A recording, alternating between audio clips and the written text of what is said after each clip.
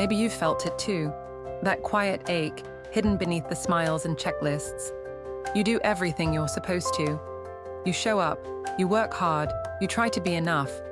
And still, a whisper remains that is keep telling you that you are not. Imagine standing at the doorway of your own life, hesitating, wondering if you're worthy enough to enter fully. Now imagine that door gently swinging open, not because you've earned your place, but because you always belonged. In her tender and courageous book, The Gifts of Imperfection, Brené Brown offers us a different way. A path not paved with perfection, but with wholeheartedness. She invites us to let go of the armor we've worn for so long, the masks, the striving, the exhausting performances, and to step into the soft, resilient strength of who we already are. Wholehearted living is not an achievement. It's a quiet, daily choice. It's waking up and daring to say, "Today I will show up as me." Brené Brown identified 10 powerful steps that light the way toward living wholeheartedly. Each step is like a warm lantern placed along our path, inviting us to move forward with courage and compassion. Authenticity begins as the first quiet bravery step of embracing your unique imperfections. It is about showing up just as you are, even when every part of you wants to hide. Imagine the freedom of no longer twisting yourself to fit expectations, but standing tall in the grace of your own truth. The second step is cultivating self-compassion, not the indulgent kind, but the fierce, life-affirming kindness that reminds you you are worthy even when you stumble. Perfectionism falls away when we realize that it's built on the illusion that we must be flawless to matter. In truth, our real worth grows when we connect to our unique strengths, live them authentically, and offer them to the people around us. Third comes as building resilience. It's the gentle, stubborn strength to rise after falling, to breathe through the hard days, to whisper, "I can try again," even with a trembling heart.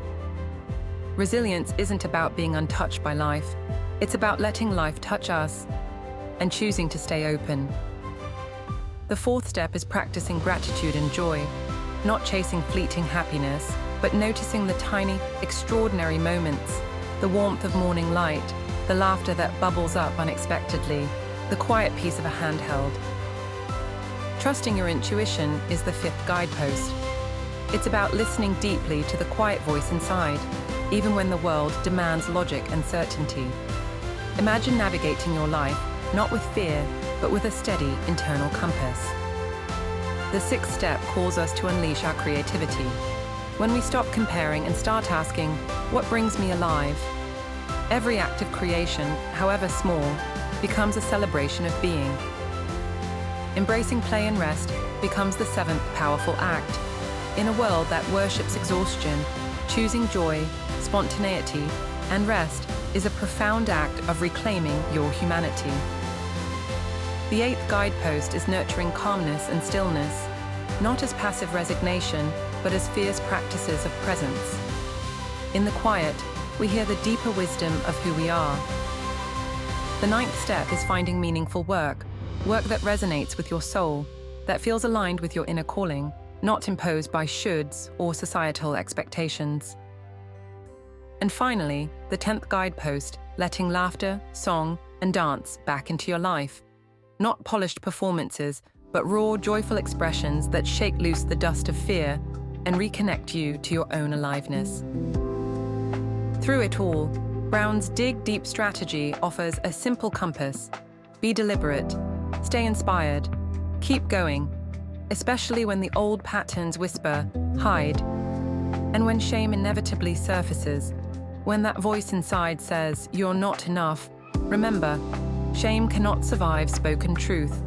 Reach out, speak it aloud. Shame shrinks in the light of compassion. Imagine walking into a room, not armored but open. Imagine greeting your reflection, not with criticism, but with a soft, knowing smile. Maybe today is not about fixing yourself. Maybe it's about coming home. If any part of this touches you, know that you are not alone. You are seen.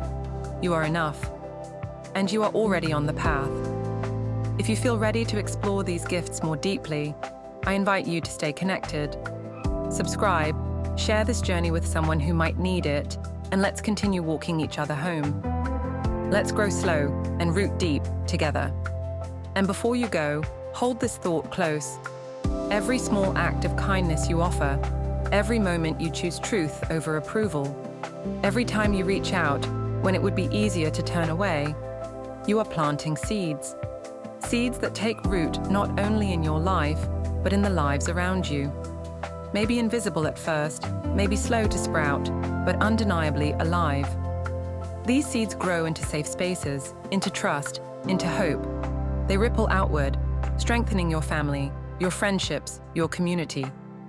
Much like in the 2010 movie Inception, where the idea of planting a single, carefully chosen thought could transform an entire life, the seeds you plant through small acts of courage can reshape your world and the worlds of those around you. They build a quiet, lasting bridge between hearts in a world that is often too busy, too divided, too distracted to notice the sacred, brave moments we choose each day. Your journey is not isolated. Your healing does not end with you. Every time you heal a wound inside yourself, you weaken the legacy of pain that travels through generations. You make it easier for someone else to find the courage to begin. You are part of something ancient and unfolding, a chain of quiet heroes choosing light where once there was fear. So please keep walking, even when it feels slow, even when it feels invisible, even when no one else seems to notice. Keep trusting that what you nurture within yourself blooms far beyond what you can see. You are not only healing for yourself, you are healing for all of us. And we are walking with you, every brave, beautiful step of the way.